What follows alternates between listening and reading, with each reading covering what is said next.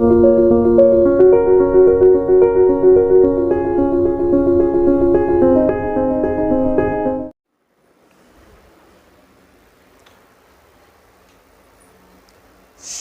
की चिताओं पर लगेंगे हर बरस मेले, वतन पर मरने वालों का यही बाकी निशा होगा। ये पंक्तियां हमें बार बार याद दिलाती हैं कि आज जो हम इतने खुशनुमा माहौल में स्वतंत्रता की खुशबू में जो हम आज अपने जीवन को साधने में लगे हैं, ये तमाम चीज़ें केवल संभव हो पाई हैं हमारे हजारों लाखों बलिदानियों के त्याग, बलिदान, परिक्रम और शौर्य के द्वारा, जिन्होंने अपने जान की, बेशकीमती जान की चिंता न करते हुए समय से पहले अपनी जवानी को बलि की बेदी पर चढ़ा दिया। जी, हम बात कर रहे हैं उन तमाम वीर शहीद स्वतंत्रता सेनानियों को जिन्होंने अंग्रेज़ों को भारत से बेदखल कर दिया, उन्हें भागने पर मजबूर कर दिया और देश में फिर से अमन, शांति और स्वतंत्रता की नई ज्योति जला गए। लेकिन हमारी ज़हन में हमेशा याद रहेंगे वो वीर अमर जवान शहीद। 1947 15 अगस्त 1947 का वो समय था और आज हम 2022 को 75 साल होने जा रहे हैं हमारी स्वतंत्रता दिवस के। इन 75 सालों में हमने जीवन में स्वतंत्रता तो प्राप्त करी ही और अपनी प्रगति और तरक्की की आसमानों को भी छुआ है और दुनिया में अपनी दस्तखत को दर्ज करवाया है। आज हम बिल्कुल आश्वस्त होकर अपने घरों में, अपने बाज़ार में, अपने स्कूल में, अपने दफ्तर में जाते हैं और रिलैक्स होकर लौटते हैं। ये केवल उन्हीं की बदौलत है जो हर पल चौकसी रखे हुए हैं बाहर की सीमाओं पर और अंदर के भी जो भीतर घाती हैं उन पर, उनका उन्मूलन कर रहे हैं, उनसे देश की रक्षा कर रहे हैं। आज इतनी बातें करने का जी इसलिए कर रहा है मित्रों, क्योंकि आज आज़ादी का अमृत महोत्सव पूरा देश मना रहा है। 75 हर देश का हर नागरिक अपने घरों पर खूबसूरत तिरंगा लहराएगा और अपने साथ में सेल्फी लगाएगा और दुनिया भर को बताएगा कि हम सारे जहां से अच्छा हिंदुस्तान हमारा, हम बुलबुलें हैं इसकी एक गुलसिता हमारा। ये तमाम चीज़ें आज पूरी दुनिया में देखने को मिल रही हैं, चाहे हर तरह की मीडिया हो, वर्चुअल मीडिया से लेकर के प्रिंट, इलेक्ट्रॉनिक, हर जगह। शिक्षा की अलग जगाते हुए, तरक्की के रास्ते पर आगे बढ़ते हुए हम इस कहानी को थोड़ा और आगे ले जाने की कोशिश करते हैं। कोशिश इस बात की रहती है कि हम अपनी स्वतंत्रता में और देश की तरक्की में कितना कुछ सहयोग, कितना कुछ अनुदान या कितना कुछ अपना पार्टिसिपेशन कर सकते हैं हरीश सर, GS सूत्रा यूट्यूब चैनल के माध्यम से। और इसमें उन तमाम बच्चों के लिए जो अपनी सरकारी नौकरी का या ज्ञान का सपना और एम्बिशन लेकर के बढ़े हैं, उनके लिए कुछ न कुछ है। प्लेलिस्ट पूरी अलग अलग विषयों की बनी हुई है, तो आप इसमें जाएंगे और प्लेलिस्ट को खोल करके निःशुल्क वीडियो और स्तरीय और परीक्षा प्रयोगी वीडियो देखेंगे। मित्रों, आज हम बात करने वाले हैं GS यानी सामान्य ज्ञान के एक विशेष पहलू को, जिसे आप कहते हैं विज्ञान प्रौद्योगिकी। विज्ञान में भी जो हमारा बायोलॉजी है, बायोलॉजी वाले सेगमेंट में आज हम बात करेंगे बॉटनी की। और ये वो बॉटनी में पौधे हैं जिनके बारे में प्रतियोगी परीक्षाओं में सवाल पूछ लेता है। वो आपसे पूछेगा कि झकड़ादार जड़ें यानी एडवेंटिशियस रूट का उदाहरण बताइए। वो आपसे ये भी पूछ सकता है कि जो मूली है वो किस तरह की रूट है। वो आपसे पूछेगा कि जो चुकंदर और जो शकरकंद है वो किस तरह की रूट है या स्टेम है। अक्सर पूछा जाता है कि आलू जड़ है कि तना है, और ये बच्चों के दिमाग में कन्फ्यूज़न आता है। हल्दी और अदरक जड़ है कि तना है, ये कन्फ्यूज़न करता है। बंडा अरवी क्या है। तो ये तमाम क्वेश्चन का एक ही सलूशन है एक वीडियो के माध्यम से, all the roots and mostly stems, इसको पढ़ाने की कोशिश की गई है। एक ही वीडियो में, वन प्लेलिस्ट में सारी चीज़ें कवर हो जाएंगी और ऐसा आपको देखने के लिए फ्री में किसी चैनल पे मिल जाए तो बहुत मुश्किल बात है, क्योंकि खुद इस बात के लिए लगातार छानबीन जारी रहती है कि बच्चों के लिए क्या चीज़ें दुर्लभ हैं। तो जो आपके लिए रेयर है, जो आपके लिए मुश्किल है, वो हम बनाने की कोशिश करते हैं। और अगर ये मेरा प्रयास आपके समझ में आता है तो आप इसे दूसरों में शेयर करिएगा और चैनल को सब्सक्राइब करिएगा, जिससे हमारा मोटिवेशन, आपकी प्रेरणा लगातार बनी रहे। तो बिना विलम्ब करते हुए कॉपी पेन लेकर के बैठ जाइए और मैं यहाँ पर पीछे लिखा हुआ हूँ जो लगभग PDF है, इसका स्क्रीनशॉट भी ले लीजिएगा। चलिए शुरू करते हैं। तो दोस्तों हमने किया है कि जड़, तना और पत्ती, तो रूट, स्टेम एंड लीफ, इसकी बात करेंगे। तो लीफ की बात बाद में कर लेते हैं, इसे मैं मिटा देता हूँ, अगले प्लेलिस्ट में डाल देंगे। आज हमारा केवल कवर हो पाया है कौन कौन सा, जड़ और तना। तो ये चैप्टर है पौधों का अवरोही भाग। कौन, जड़ क्या है, पौधों का अवरोही भाग है, जो कॉमा लगा दिया, मूलांकुर यानी रेडिकल से विकसित होता है। फिर से पूछता है एग्जाम में कि जो जड़ है वो प्लूमूल से बनता है कि रेडिकल से बनता है, तो आपका पहला क्वेश्चन तो यही बन गया। ये जड़ है जो रेडिकल यानी मूलांकुर से बनता है। देखिए अगर आप कोई नीचे कोई बीज लगाते हैं तो ये बीज एक तो नीचे की ओर बढ़ेगा, इसे मूलांकुर बोलते हैं, और ऊपर जो बढ़ेगा इसे क्या बोलते हैं मित्रों, प्रांकुर बोलते हैं। तो मैं यहाँ पर एक छोटा है बट आपको समझाने के लिए बोल दिया हूँ कि मूलांकुर और प्रांकुर में क्या अंतर। तो जड़ वो चीज़ है जो पौधों में मूलांकुर से बनता है। जड़ों के प्रकार पे बात करेंगे। जड़ दो तरह की होती है, पहली मूसलाधार जड़ें जिसे बोलते हैं टैप रूट, ये गहराई में अंदर तक जाती है बच्चों, ये गहराई में अंदर तक जाती है। जैसे आप कौन सी जड़ें बोलते हैं, मूसलाधार जड़ें बोलते हैं। एक जड़ नीचे तक जाएगी, बाकी सब सपोर्ट करेंगी, बहुत गहराई तक जाती है, या जाएगी तो मेन वाली दिखाई देगी। दूसरी है कौन सी जड़ें, अपस्थानिक जड़ें। पहली है मूसला जड़ें, दूसरी है अपस्थानिक जड़ें। अपस्थानिक जड़ों को आप बोलते हैं एडवेंटिशियस रूट। तो इस तरह से हमने दोनों कर लिया। कौन कौन सा, पहला था टैप रूट, दूसरा है अपस्थानिक यानी मूसलाधार जड़ें और अपस्थानिक जड़ें। तो मूसला जड़ों में आप देखेंगे कि इसमें जो है मूसल की तरह रहता है, नीचे का भाग मूसल की तरह रहता है। इसके ये कुछ पार्ट बनाए गए। पहला है शंकु रूप। शंकु मतलब जैसे आप ना कोन देखते हैं ना, आप मैथमेटिक्स या फिजिक्स पढ़े होंगे तो आपको ऐसे कोन दिखाई देते हैं। अगर आप आइसक्रीम भी खाते होंगे तो बोलते हैं कि भैया मेरे को या तो स्टिक वाला दे दो या तो मेरे को कौन सा दे दो, कोन वाला दे दो। उससे आपको समझ में आता है कि पौधों में जो जड़ का भाग होता है वो ऐसा होता है, उसे कॉनिकल फॉर्म कहते हैं। इसका उदाहरण गाजर है। गाजर आप खाते हैं और गाजर को क्या बोलते हैं, कैरेट बोलते हैं। इससे एक विटामिन निकलता है जिसको आप बोलते हो कैरोटीन। तो कैरेट से कैरोटीन बना है और ये कैसी जड़ है, ये जड़ है कॉनिकल फॉर्म। दूसरा है कुंभ रूप। ये घड़े जैसा होता है, जैसे आपने घड़ा होता है ना, हमारे यहाँ पर जो त्यौहार व्रत जो आदि पढ़ते हैं उनमें घड़े का महत्व है, और पानी भी भरते समय आप घड़े का यूज़ करते हो। तो जो घड़े के रूप में जड़ होती है उसे आप बोलते हो कौन सा रूप, नेपी फॉर्म यानी कुंभ रूप। और इसका उदाहरण है शलजम और चुकंदर। देख लीजिएगा ऐसे ही दिखाई देता है शलजम और चुकंदर जब आप बाजार में जाते हैं सब्जी की दुकान पर। तो पहला है शंकु रूप, दूसरा है तरकु रूप, दूसरा है कुंभ रूप, तीसरा है तरकु रूप जिसे फ्यूजी फॉर्म कहते हैं। तीसरा है तरकु रूप जिसे फ्यूजी फॉर्म करते हैं। इसका उदाहरण मूली है।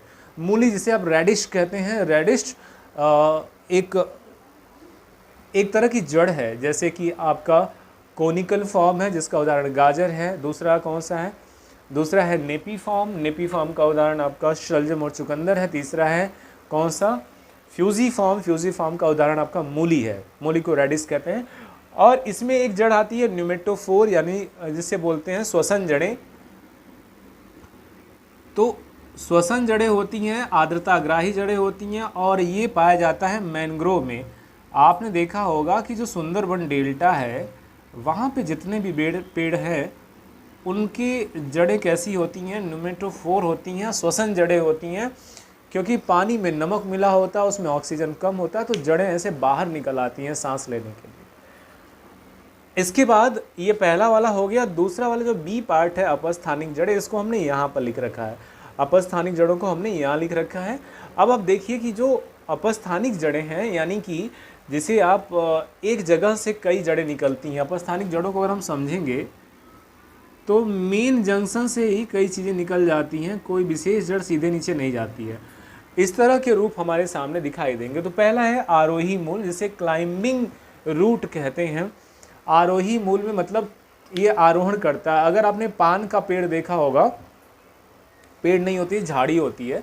जैसे आपने करेला, नीम, नेनुआ, लौकी, तोरई का पेड़ देखा होगा, तो वो क्या करता है, किसी लकड़ी को लगा दीजिए और उसी के सहारे वो क्या करता है, वो चढ़ जाता है ऊंचाई तक। ऐसे ही हमारा जो पान का पेड़ है उसका जो है उसमें क्या करता है, क्लाइंबिंग रूट होती है। किसी एक आधार को पकड़ के उसके चारों ओर ये अपना चुस्कांग घुसा करके अपनी जगह फिक्स करके ऊपर चढ़ जाता है, ऐसे लगता है किसी ने लपेटा हुआ है। इसका उदाहरण है पान। दूसरा है अवस्तंभक जड़ें, जिसे प्रॉप रूट कहते हैं। प्रॉप रूट यानी अवस्तंभक यानी स्तंभक जड़ें। अगर आपने बरगद का पेड़ देखा होगा, बरगद एक ऐसा पेड़ है जिसकी उम्र धरती पे सबसे लंबी है, लगभग 300 से 500 साल तक जीता है बरगद, और बहुत ज़्यादा मात्रा में ऑक्सीजन भी देता है। तो बरगद की जो जड़ें हैं वो कैसी जड़ें हैं, स्तंभक या अवस्तंभक जड़ें, इसे प्रॉप रूट कहते हो। आप देख रहे हो कि बरगद के तनों से भी जड़ें नीचे लटकती हैं। और तो कई बार तो ऐसा होता है कि बरगद का असली वाला तना कौन है पता ही नहीं चलता, क्योंकि ये जड़ें लटक करके एक नया पेड़ बना देंगी बाद में ये लटक करके एक नया पेड़ बना देंगी। अब आप जब 50-60 साल बाद जाओगे तो आपके लिए ढूंढना ये मुश्किल हो जाएगा कि ए वाला मेन बरगद है कि बी वाला है कि सी वाला है कि डी वाला है। तो ये ऐसा एक बरगद है जो पश्चिम बंगाल में है, जिसमें हज़ारों ऐसी जड़ें लटक करके पेड़ बन गई हैं, और ये ढूंढना मुश्किल है कि मेन वाला जो है उसका तना कौन है। इस पर हज़ारों रुपया इनाम भी रखा गया है। तो ये हो गया कौन सा, अवस्तंभक जड़ें। तीसरा है ट्यूबरस रूट यानी कंदिल जड़ें। फिर से आ जाएगा कौन कौन सा, ट्यूबरस रूट आपने यहाँ पे देखा था। शकरकंद या एस्परगस जो है वो ट्यूबरस रूट का उदाहरण है। शकरकंद और कहाँ पे था, ठीक है, शकरकंद जो है ट्यूबरस, उसमें ट्यूबर जैसा निकला रहता है। इसके बाद चौथा है पुलकित जड़ें, जिसे फेसिकुलेटेड रूट कहते हैं, पुलकित जड़ें, और इसका उदाहरण है डहेलिया। डहेलिया में अगर आप देखेंगे तो ऐसा दिखाई देता है डहेलिया का पेड़, और ठीक है। इसके बाद अगला आ जाता है अवस्तंभक जड़ें।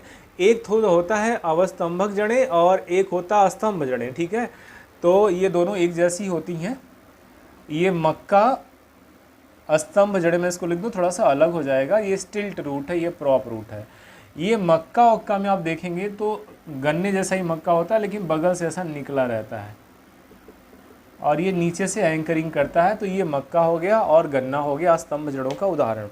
अगला है मणिका में जड़ें, जिसे मोनिली फॉर्म कहते हैं। ये अंगूर और केला है। अंगूर और कोला, नॉट केला, अंगूर और कोला इसका उदाहरण है। मणिका में जड़ें केवल याद रखिएगा, अंगूर और कोला। अगला है चूसक जड़ें, जिसे सकर या सकिंग रूट्स कहते हैं। ये क्या करती है कि अपने जिसके सहारे चढ़ती है उसी पे ही अपना फैल जाती है धागे की तरह। आप कई बार अपनी बाइक से, कार से यात्रा करते समय आप अगर बाहर देखे होंगे तो जो इलाके जहाँ बबूल के पेड़ ज़्यादा होते हैं वहाँ आप देखे होंगे कि बबूल के ऊपर हल्का हल्का पीला पीला धागे की तरह फैला रहता है। वो क्या है, अमरबेल है, ठीक है। और उसमें कौन सी होती है, चूसक जड़ें होती हैं। इसके बाद मैं आता हूँ अधिपादप पर। अधिपादप को एपीफाइट कहते हैं बच्चों, और ये इसका एग्जाम्पल है आर्किड। आपने देखा होगा कुछ पेड़ों के ऊपर भी एक तरह की छोटा सा पेड़ जम जाता है जिसकी जड़ें थोड़ी मोटी होती हैं, और ये आर्किड हैं। अगर आप एग्जाम्पल में लिखोगे ऑर्किड तो ये दिखाई देगा। नोडुलस रूट्स, ग्रंथिल जड़ें, ये पाई जाती है किसमें, आम हल्दी में। इसमें नोडुल्स होते हैं, ठीक है, ऐसा लगता है कि नोडुल्स निकला हुआ है, यानी गांठें थोड़ी फूली रहती हैं। और इसके बाद है स्वांगीकरण जड़ें, एसिमिलेटरी रूट। अगर आपने व्रत उपवास में सिंघाड़ा को खाया होगा तो आपने देखा होगा कि जो सिंघाड़ा है वो पानी में तैर रहा होता है, उसकी जड़ें फूली होती हैं और ये स्वांगीकरण करती हैं। और अगर एग्जाम्पल बता दें तो आपको जो है ये समझ में आएगा कि ऊपर तो इसके पत्ते होते हैं सिंघाड़ा के, लेकिन ये नीचे फूली हुई जड़ें होती हैं और इसी में सिंघाड़ा होता है।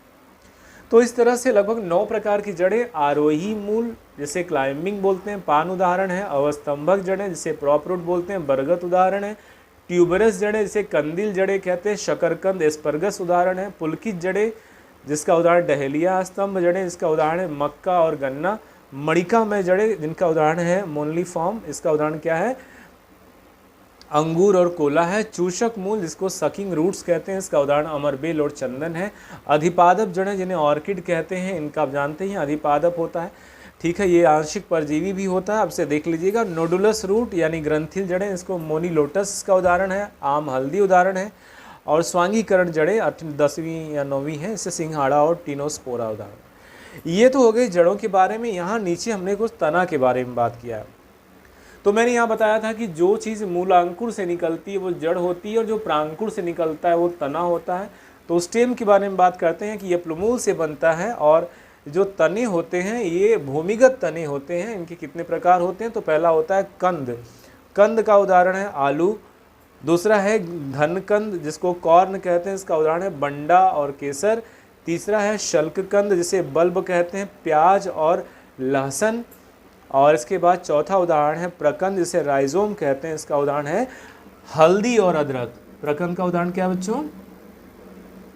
हल्दी और अदरक जो है ये प्रकंद का उदाहरण है। तो इस तरह से आपको ये पढ़ना पड़ेगा, और ये बहुत एग्जाम्पल में इसका एग्जाम्पल पूछा जाता है एग्ज़ाम में, और इसके पढ़े बिना आपका बायोलॉजी वाला सेगमेंट नहीं तैयार माना जाएगा। तो इस वीडियो को आप जिनका साइंस है उन्हें तो एक बार में समझ में आया है, और जिनका साइंस नहीं है वो भी इसे बार बार फॉरवर्ड बैकवर्ड करके देख सकते हैं। स्क्रीनशॉट ले लीजिएगा। स्क्रीनशॉट लेने के बाद इसका आप अपनी कॉपी में नोट्स भी बना लीजिएगा। तो आज की वीडियो में हमने बात किया कि जड़ और तना के बारे में। जड़ वह भाग है जो ज़मीन की ओर बढ़ता है और जो किसी मूलांकुर से विकसित होता है, और ये ग्रेविटेशन की ओर बढ़ता है, गुरुत्वाकर्षण की दिशा में बढ़ता है। जबकि तना वो भाग होता है जो पौधे का प्लूमूल की ओर यानी कि प्रांकुर, क्या इसे बोलते हैं हिंदी में? इसको बोलते हैं प्रांकुर। प्रांकुर मतलब कि ऊपर की ओर बढ़ता है, मतलब कि जो पृथ्वी का जो गुरुत्वाकर्षण है उसके विपरीत में बढ़ता है, और ऊपर चढ़ करके इसमें जीवन शक्ति होती है जिसके कारण ये गुरुत्वाकर्षण के अपोजिट दिशा में बढ़ता है, ठीक है। और ये बनता है तना, उसमें से निकलती हैं पत्तियाँ, ये आपने देखा होगा। एग्जाम में जो क्वेश्चंस आते हैं आपके वो पूछते हैं तनों के प्रकार, जड़ों के प्रकार। पहचानिए इसमें क्या जड़ है, क्या तना है, और उसका नाम क्या है, उसके उदाहरण क्या है, इनकी विशेषताएं क्या है, इनके कार्य क्या है। तो अब जानते हैं तने का कार्य क्या है। एक तो उसको आलंबन देना, उसमें पत्तियां निकलती हैं जो उसमें फूड बनाने का काम करती हैं, जबकि जड़ों का काम है कई जगह फूड मटेरियल को संचित रखना और उस लंबे से पेड़ को, लंबे से तने को नीचे से सहारा देना, उसमें खनिज, जल और न्यूट्रिशन को सप्लाई करना, ये जड़ों का काम है। जबकि तने का कार्य आपने देख लिया। तो इस वीडियो को आप जो है 1-2 बार देख लेंगे, कम से कम 2 बार, और तीसरी बार में इसका नोट्स बना लेंगे। तो मेरा दावा है कि यहाँ से सवाल जो आपका, जो सामान्य बच्चे गलत करते हैं वो आपका गलत नहीं होगा। तो आज़ादी का अमृत महोत्सव, इसमें शरीक होइए, इसका लाभ उठाइए, इसको प्रचारित करिए, और साथ ही में अपनी जिम्मेदारी जो आपकी पढ़ाई है उसे दिल लगा के करिए। आप ज़रूर सफल होंगे। इन्हीं शुभकामनाओं के साथ फिर मिलते हैं। जय हिंद।